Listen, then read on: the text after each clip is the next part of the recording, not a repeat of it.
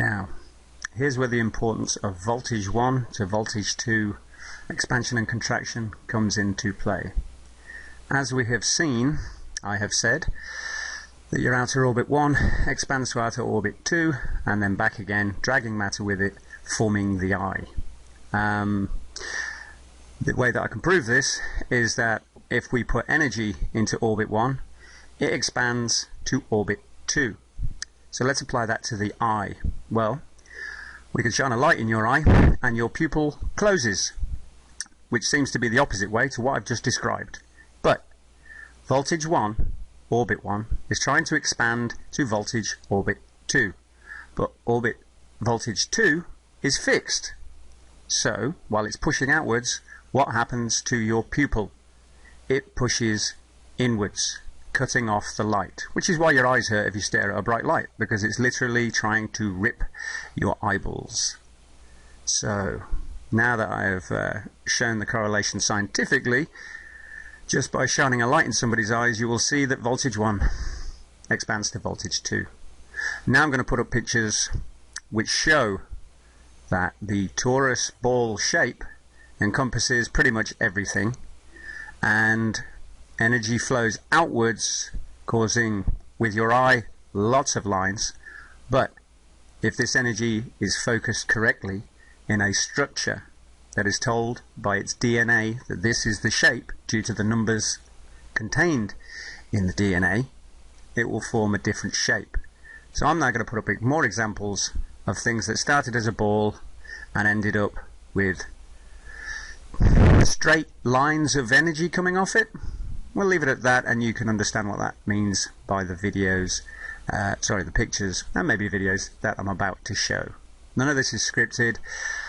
I am talking what's in my head, so it's very difficult to script. So here come the pictures. Now this is a sperm and an egg, voltage 1 to voltage 2. The sperm tries to get into the egg. Only one sperm can get in. I believe that the sperm is the same electrical voltage as what is inside the egg. So voltage 2 is the outer egg, voltage 1 is what's inside the egg. So the sperm with the correct voltage, they're trying to say they've now found two proteins that allow this to happen, but as I've said, everything is energy. So these two protein energies that are held inside this sperm that manages to get in is because, just like a lightning strike with a bolt of lightning going down and then energy traveling in, take the sperm as the energy that is going in. So it is the lightning strike. It opens the outer voltage 2 barrier, then it goes inside, and then the barrier seals up behind it. And I'm not sure if this happens, but I'm going to go and check how two pieces of DNA combine. I believe that they will form a torus. So that's something to add to the end of this. We'll show a video doing that. Well, what do you know? This picture is for all you skeptics out there. This is from scienceclassified.com. So there's the science of it. You now have two strands of DNA which are now in a torus form. So there is the sperm entering the egg. It looks like it's found a way in, but you have to look at the atomic level to see that those proteins, which are energy, literally caused it to open so it could go inside.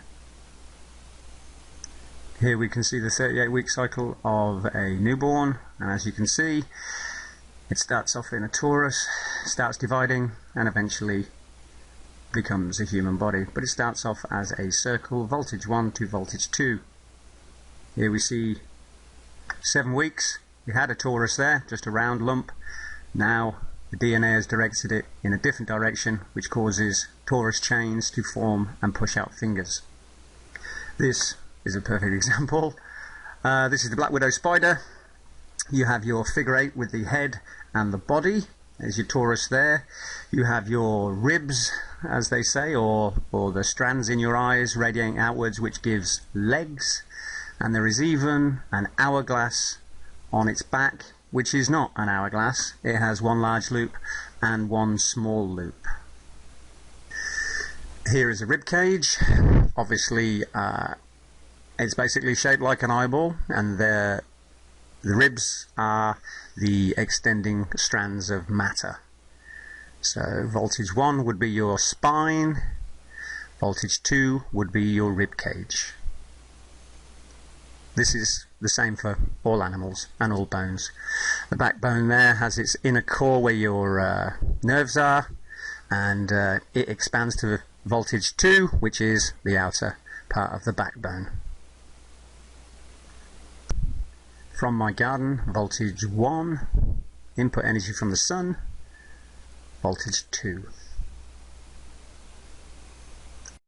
And finally, voltage 1 to voltage 2. Voltage 1 is closed. When the sun comes up, energy is infused, and the plant immediately expands to voltage 2, constantly pushing energy as it's receiving energy, constantly pushing the flower until it is open. The other side of this figure 8, the smaller one, is underneath, and that would be the little leaves hanging down.